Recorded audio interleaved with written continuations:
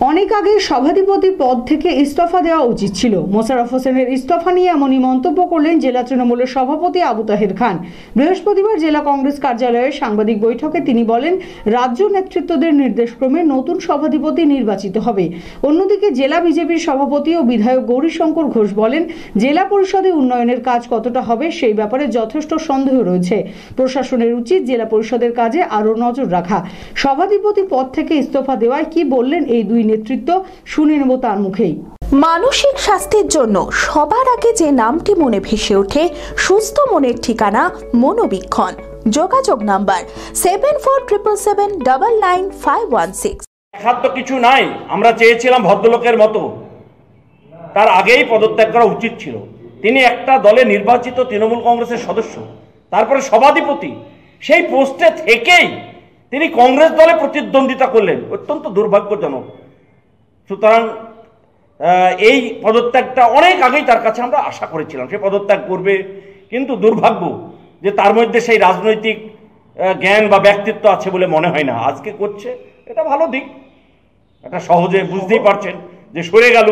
আমরা চাইছি যারা যারা এই ধরনের দলের পদে আছে আমরা কাউকেই রাখবো না। আস্তে আস্তে সমস্ত প্রক্রিয়া আমাদের চলছে। সে সভাধিপতি, সহকারী সভাধিপতি, বেশ কয়েকজন কর্মাধ্যক্ষ মুর্শিদাবাদ জেলা পরিষদ যারা নিজেরা প্রার্থী হয়েছিল, ডাইরেক্ট বিরোধিতা করেছে, এরকম অনেক লিডার আছে। আমরা তাদের সকলে চিহ্নিতকরণ হচ্ছে এবং রাজ্য নেতৃত্বের পারমিশন নিয়েই এদের বিরুদ্ধে একটার পর একটা পদক্ষেপ আমরা গ্রহণ করে চলেছি। তার সভাধিপতির প্রক্রিয়াটা আলাদা বিষয়, দলের সঙ্গে আমরা কথা বলবো। আমাদের জেলার মিটিং ডাকছি আগামী 21 তারিখ বেলা 3টের সময়। আগামী 21 তারিখ বেলা 3টের সময় আমরা জেলা পরিষদের সমস্ত নির্বাচিত সদস্য এবং নবনির্বাচিত বিধায়ক এবং জেলা নেতৃত্বের কিছু নিয়েই আমরা একটা সভা ডাকছি। সেই সভায় আমাদের আলোচনা হবে, রাজ্য নেতৃত্বের সঙ্গে আমরা কথা বলবো, কথা বলে প্রয়োজনীয় ব্যবস্থা গ্রহণ করা হবে। কারণ এটা সবটাই হবে রাজ্য নেতৃত্বের অনুমোদন সাপেক্ষে এবং ওনাদের সমস্ত বিষয়টা অবগত করাচ্ছি।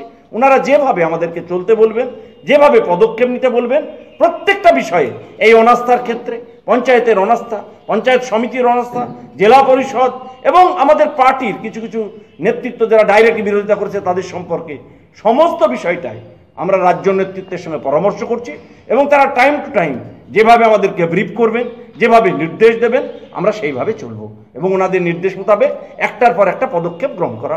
আমরা চাইব পদত্যাগ করেছেন আমাদের সভাধিপতি মোশাররফ হোসেন মধু, তার পরিবর্তে যেই আসবে তৃণমূল কংগ্রেস ঠিক করবে কারা বসবে। তবে আমার মনে হয় নতুন করে জনাদেশ নেওয়া উচিত, কারণ এই জেলায় 90% জেলা পরিষদের নির্বাচন হয়নি, প্রত্যেকটাই হয়েছে মানুষের মতামতকে উপেক্ষা করে বোম, পিস্তল, লাঠি নিয়ে গায়ের জোরে তারা জেলা পরিষদ দখল করে। আর সেই জেলা পরিষদের সভাধিপতি হয়েছিলেন তৎকালীন তৃণমূল নেতা, বর্তমানে কংগ্রেসের নেতা মোশাররফ হোসেন মধু। তিনি কংগ্রেসে যাওয়ার ফলে তার বিরুদ্ধে অনাস্থা এসেছে, তিনি পদত্যাগ করেছেন। তার জায়গায় যিনি সভাপতি হবেন না কেন তিনি কিন্তু মানুষের মধ্যে নির্বাচিত কিনা সেটা মানুষ দেয়, কারণ মানুষ ভোট দিতে পায়নি পঞ্চায়েত।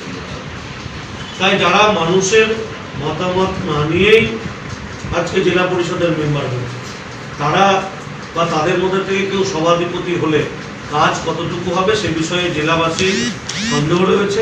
আমরা ভারতীয় জনতা পার্টির পক্ষ থেকেও সন্দেহ প্রকাশ করছি যে এখানে কাজ তেমন হবে না, শুধুমাত্র তৃণমূলের কোন গোষ্ঠীর কে হবে সেটা নিয়ে বিতর্ক বিদ্রোহ চলতে থাকবে। এই করেই 5 বছর তারা কাটিয়ে দেবে।